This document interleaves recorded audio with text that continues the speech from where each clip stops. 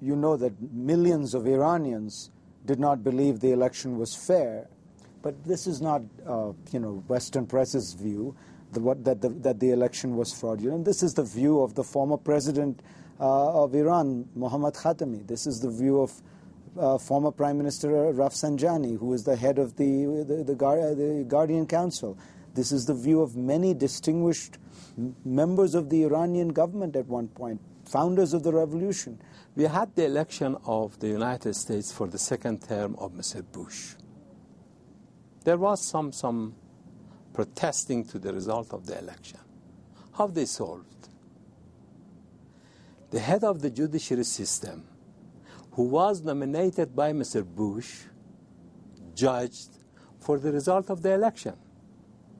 But here, they went to recount the votes, at least 10%.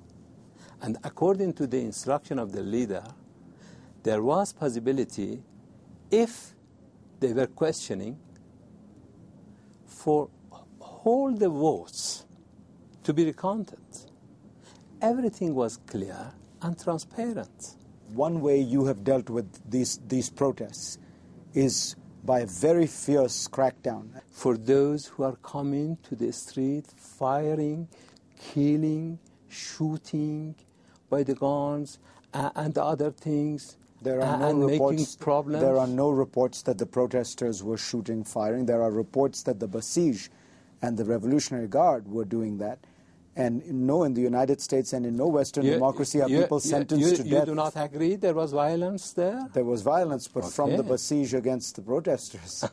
Now, let me ask you this. You mean the Basij was firing on the innocent banks, people, the mosque, the buildings, and destroying everything in the street? That was the Basij? You mean the ordinary people?